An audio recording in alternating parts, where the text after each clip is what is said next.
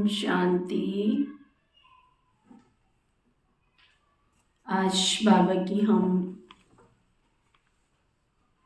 मुरली पढ़ेंगे, अव्यक्त मुरली पार्ट 3।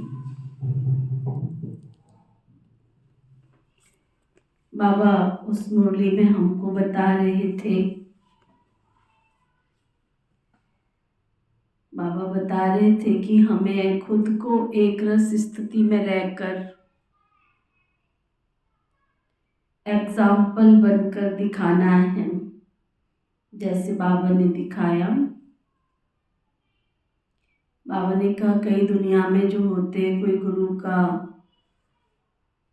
वो अपनी स्त्री का पति फोटो लगा लेती है, लॉकेट डाल लेती है गले में, तो ये भी एक स्नेह की निशानी है। तो बाबा कहते हैं तुम्हारा तो मस्तक ही इतना है जो मस्तक में विचित्र बाप दिखाई देवे,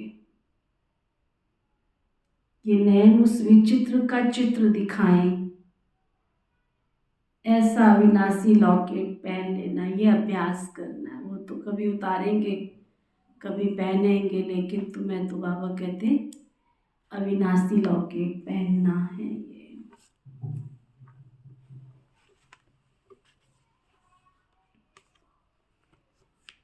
अपनी स्मृति भी रहेगी और फिर बाबा कहते साथ साथ सेवा भी होती रहेगी। तो आगे बाबा कह रहे हैं, मधुबन में आकर मुख्य कर्तव्य क्या किया। जैसे कोई खान पर जाते हैं तो खान के पास जाकर के क्या किया जाता है, खान से जितना ले सकते हैं उतना लिया जाता है, सिर्फ थोड़ा सा नहीं। वैसे ही मधुबन है सर्व प्राप्तियों की खान। तो आप खान पर आए हो ना, बाकी सेवा केंद्र है इस खान की ब्रांचेस। खान पर जाने से ख्याल रखा जाता है, जितना चाहिए उतना ले सकें। तो यहाँ भी जितना ले सको उतना ले सकते हो। बाबा के घर मधुबन आते हो, जितना चाहिए बाबा कहते उतना ले सकते हो। यहाँ की एक एक वस्तु, एक एक ब्राह्मण आत्मा बहुत कुछ शिक्षा और शक्ति देने वाली है। अगर मधुबन जाते हो तो वहाँ जो रह रहे हैं भाई बहन या जो स्थान बनाए हैं, बाबा कहते वहाँ से कुछ भी किसी से भी ले सकते हो स्थान का, बाबा के कमरे में जाके। बाप दादा यही चाहते हैं कि जो भी आते हैं वो थोड़ा बहुत नहीं लेकिन सभी कुछ लेकर जाएं। बाप दादा का बच्चों में स्नेह है तो एक एक को संपन्न बाबा बनाना चाहते हैं। जितना यहाँ लेने में संपन्न बनेंगे उतना ही भविष्य में भी राज्य पाने के संपन्न बनेंगे। यहाँ का स्टॉक होगा तो भविष्य में तुम संपन्न बनोगे। यहाँ का खजाना दिखाई नहीं दे रहा है ना, लेकिन अंडरस्टूड है कि यहाँ जितना दिव्य गुण और दिव्य शक्तियों से संपन्न बनेंगे उतना भविष्य में संपन्न बनेंगे। जितना यहाँ लेने में संपन्न बनेंगे उतना ही भविष्य में राज्य पाने के संपन्न होंगे। इसलिए एक सेकंड भी इन अमूल्य दिनों को ऐसे नहीं गंवाना। एक एक सेकंड में पद्मों की कमाई जमा कर सकते हो। बाबा मधुबन पावन भूमि के लिए कितनी बड़ी बात कह रहे हैं कि यहाँ तुम आते हो तो एक एक सेकंड में अगर चाहो तो तुम पद्मों की कमाई जमा कर सकते हो। पदम सौभाग्यशाली तो हो ही जो इस भूमि पर पहुंच गए हो। देखो बाबा के घर मधुबन जाना भी बाबा कहते कोई बहुत सौभाग्यशाली, पदम सौभाग्यशाली आत्मा है, वही बाबा के इस घर तक पहुंच सकती है। लेकिन इस पदम भाग्य को सदा कायम रखने के लिए पुरुषार्थ सदैव संपूर्णता का रखना है। जैसा बीज होता है ना वैसा फल निकलता है। तो आप लोग जैसे बीज हो, नींव जितनी खुद मजबूत होगी उतना ही इमारत भी पक्की होगी। इसलिए सदैव समझना चाहिए कि हम नींव पक्की हैं, हमारे ऊपर सारी बिल्डिंग का आधार है। याद का रेस्पॉन्ड मिलता है। पूछो बाबा को याद करते हो तो उसके बदले आपको प्राप्ति होती है। बाप दादा तो अब सभी के साथ है ही, क्योंकि साकार में तो एक स्थान पर साथ रह सकते थे और अभी तो सर्व के बाबा साथ रह सकते हैं। तो सदैव ये ध्यान रखो कि एक मत से एक रिजल्ट होगी। ना बाबा की हमने जो भी अभी तक वाणियां सुनी, बाबा ने हर वाणी में हमको एक विशेष बात, एक मत की तरफ इशारा दिया। एक मत से रिजल्ट होगी। इस गुण को परिवर्तन में लाना, कैसी भी परिस्थिति आ जाए लेकिन अपने को मजबूत रखना है। औरों को अपने गुणों का दान देना है। आप गुणवान होंगे तभी आपसे लोग सीख पाएंगे। जैसे दान करने से रिटर्न में भविष्य में मिलता है ना, इस गुण का दान करने से भी बड़ी प्राप्ति मिलती है। जो एक मत होते हैं वही एक को प्यारे लगते हैं। बाबा के इस ईश्वरीय विश्वविद्यालय के अंदर ये भी बाबा ने बार बार हमें इशारा दिया कि जो एक मत होके चलते तो बाबा को प्यारे भी वही लगते हैं। बाप दादा दो होते हुए भी देखो एक है ना। वैसे ही बल कितने भी हो लेकिन एक मत होकर चलना। बाबा के घर में आकर विशेष खजाना लिया है क्या? बाप के घर में विशेषताएं भरी हुई है ना।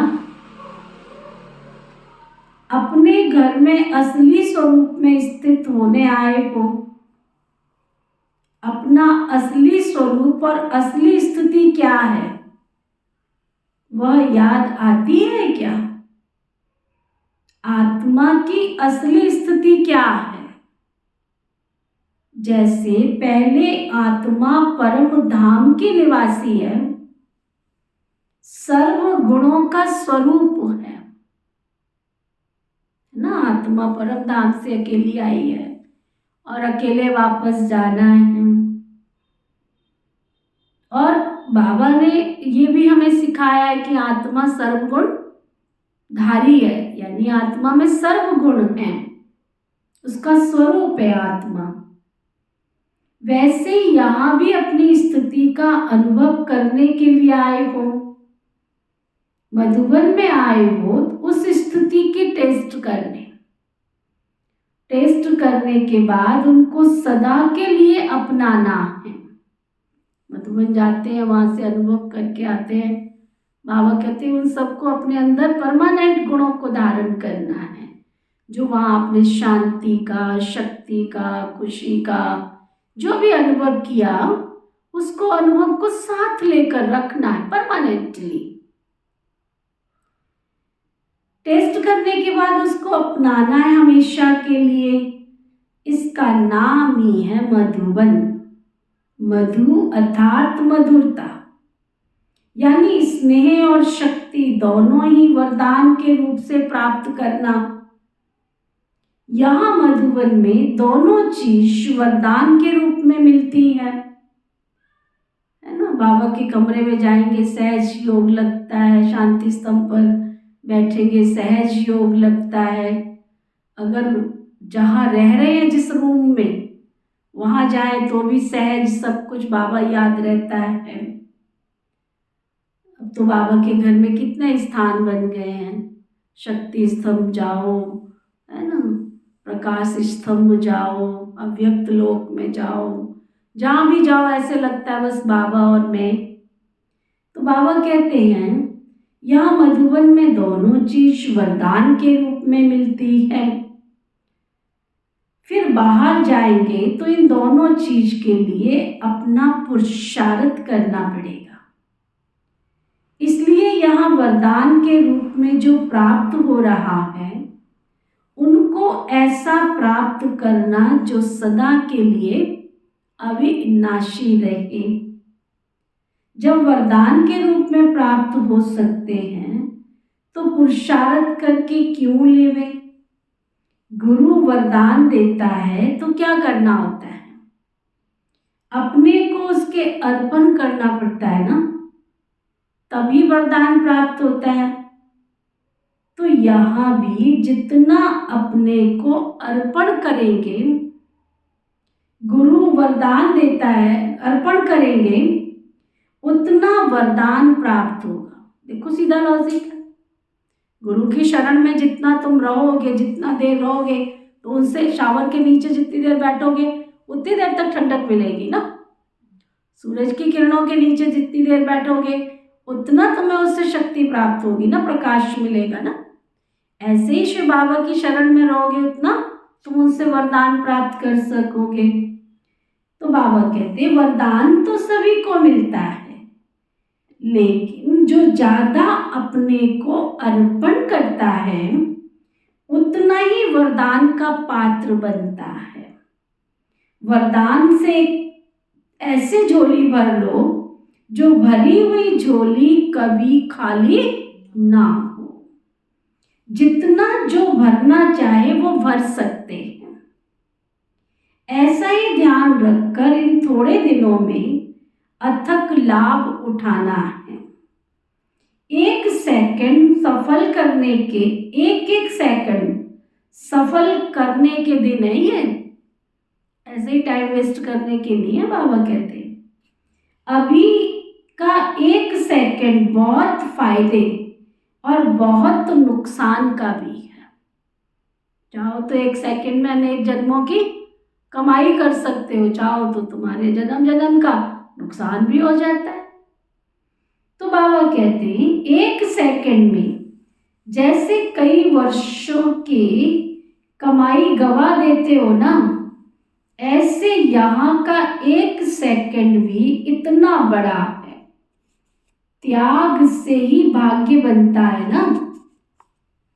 लेकिन त्याग करने के बाद मनसा में भी संकल्प उत्पन्न नहीं होना चाहिए।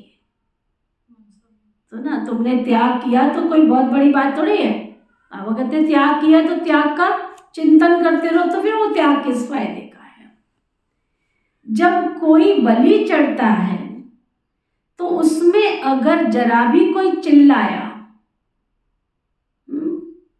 वह आंखों से बूंद निकली तो उनको देवी के आगे स्वीकार नहीं कराएंगे। झाटकू सुना है ना, एक धक से कोई भी चीज को खत्म करने और बार बार काटने से फर्क तो रहता है ना।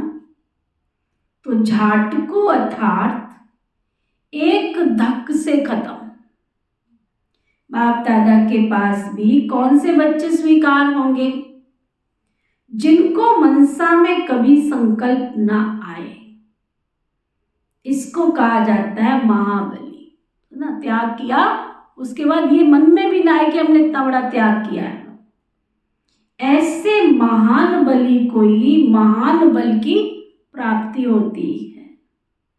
सर्वशक्तिवान के बच्चे हो ना, फिर शक्ति नहीं, बाप की पूरी जायदाद का हकदार बनना है ना। सर्वशक्तिवान बाप की सर्व शक्तियों की जायदाद, जन्म सिद्ध अधिकार सदैव अपने सामने रखो। जब से बाबा के बच्चे बने हो तब से लेके अब तक जो भी प्राप्तियां हुई बाबा करते उन सब प्राप्तियों को सदा सामने रखो। सर्वशक्तिवान के आगे कभी भी कमजोरी, सर्वशक्तिवान के आगे कोई कमजोरी ठहर सकती है क्या? आज से कमजोरी खत्म। सिर्फ एक शक्ति नहीं, पांडव भी शक्ति रूप है। एक दीप से अनेक दीप जगते हैं ना, अनेक दीपक जलते हैं ना दुनिया में भी, तो देखो बड़ा दीपक जलाते हैं, तो एक दीप से अनेक दीप जलते हैं ना। तो बाबा की हमने ये पार्ट 3 सुना, अभी हम कल पार्ट 4 सुनेंगे। ओके, ओम शांति शांति शांति।